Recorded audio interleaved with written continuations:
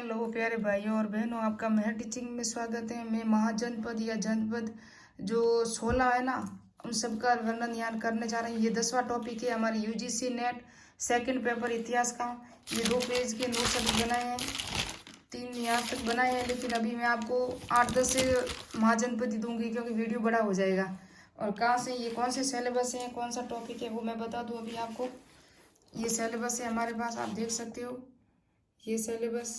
यहाँ से मैंने ये सारे टॉपिक बना दिए, समिति, वर्णाश्रम, वेदांत, नेट इतिहास का है ना, यूजीसी नेट असिस्टेंट प्रोफेसर। आप जहाँ भी इतिहास आपको मिलेगा यहाँ से। अब मैं जनपद को या 16 महाजनपद वही बना रही हूँ। उसके बाद कर्म का सिद्धांत होगा, फिर अर्थशास्त्र।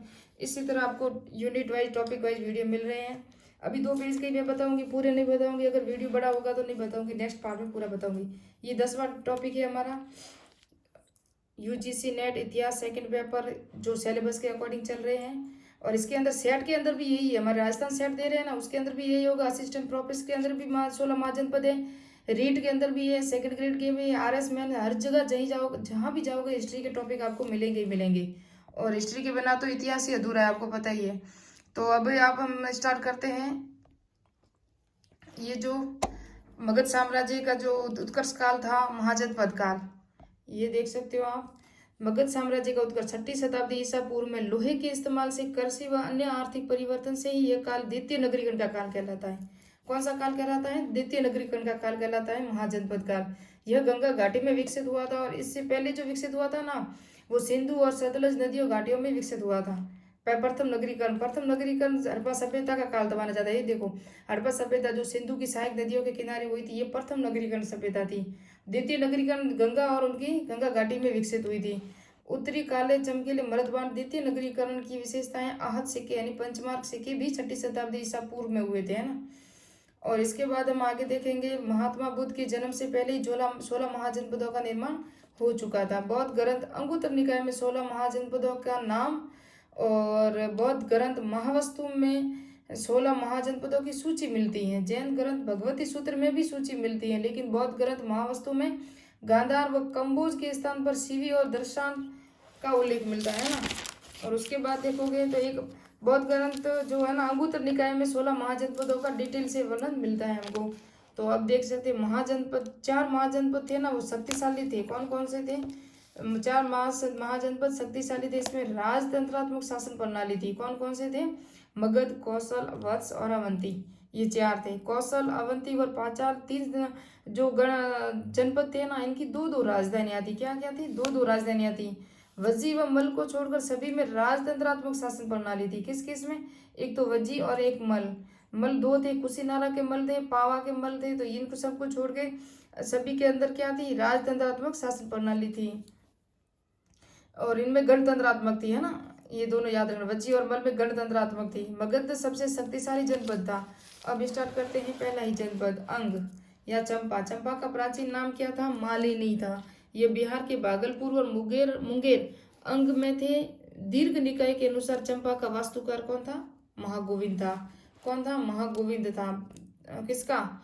चंपा का या अंग का? एक दोनों एक। ये अंग की राजधानी चंपा है ना। मगध नरेश बिंबिसार ने अंग के राजा वृहदत्त को हराकर अंग को मगध को जीत लिया था। अंग को जीत कर मगध में मिला दिया था। किसने मिलाया था? बिंबिसार ने।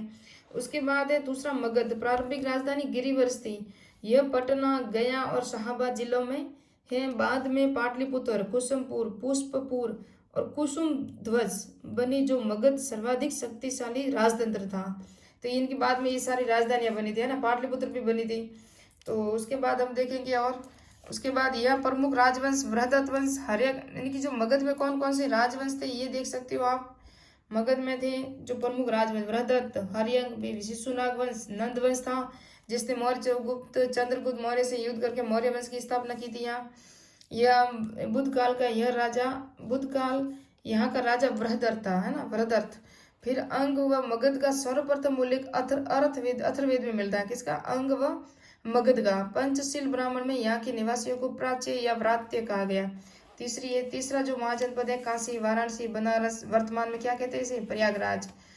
काशी का उल्लेख सर्वप्रथम अथर्ववेद में मिलता है। इसकी राजधानी वरुणा और 80 नदियों के मध्य में यह राजतंत्र था। राजा वृहदत्त था। यहाँ का भी राजा कौन था? वृहदत्त।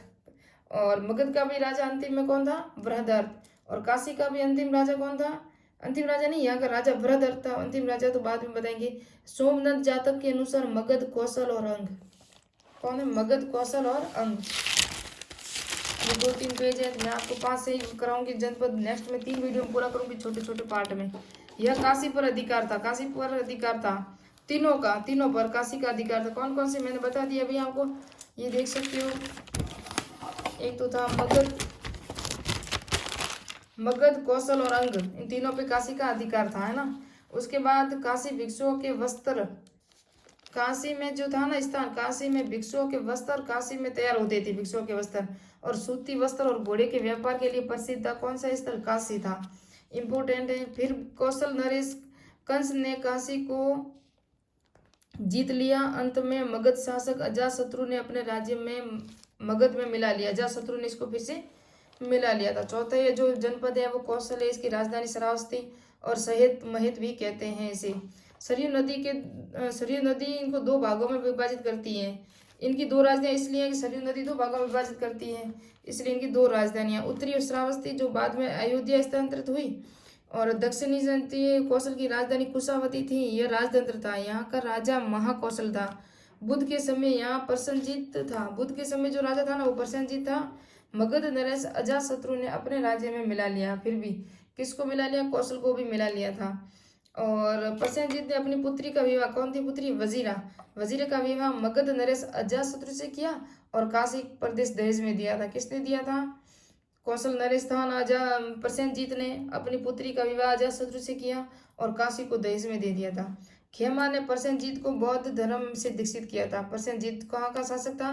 कौशल का शासक था। इसने अपनी पुत्री का विवाह किससे किया था? अजातशत्रु से किया था और जो काशी उनको दान में दिया था। खेमा ने प्रसेनजीत को बौद्ध धर्म से जो दीक्षित किया था। फिर 7वां जो महाजनपद है वो वजी है, वैशाली जिसकी राजधानी। ये गणतंत्रात्मक शासन व्यवस्था है। मैंने कहा था वजी और मल 2 ऐसे राज्य थे, जनपद थे जहाँ गणतंत्रात्मक शासन प्रणाली थी, और 14 ऐसे महाजनपद थे जहाँ राजतंत्रात्मक शासन प्रणाली थी। बिहार व नेपाल के मध्य जनकपुर और मुजफ्फरपुर में 8 गणराज्यों का संघ था वजी, और 4 प्रमुख गणराज्य वैशाली के वजी थे, लिसिविया, मिथिला के विदय और कुलग्राम के ज्ञात्र, ये 4 थे। उसके बाद अधिगाम में उग्र, भोगनगर में भोग और कुरुक्षेत्र देश में कौरव और वैशाली के इक्ष्वाकु, ये 4 अलग थे। यानी 8 गणराज्यों का संघ था वजी। वैशाली की नगर वधु कौन थी? आम्रपाली को गौतम बुद्ध ने बौद्ध धर्म से दीक्षित किया था। मगध व वजी के मध्य गंगा नदी की सीमा निर्धारित करती है।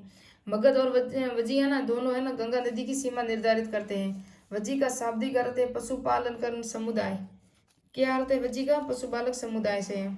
उसके बाद मिलते हैं नेक्स्ट वीडियो में। अब 6वां जो ये महाजनपद होगा मल, और ये होगा कुरु वगैरह, जितने भी 5 साल। क्या है कि मैं सारे 2-3 बुक से डिटेल से लेती हूँ। क्या आपको अगर 16 महाजनपद पढ़ना है तो यहाँ इसके अलावा और कहीं और पढ़ने की जरूरत नहीं है। 3-4 बुक से लेके नोट्स बनाती हूँ तो वीडियो बड़ा हो जाता है, और टॉपिक एक भी छूटना नहीं चाहिए, हमारे अथॉरिटी पॉइंट है। तो मिलते हैं नेक्स्ट वीडियो में नेक्स्ट पॉइंट में।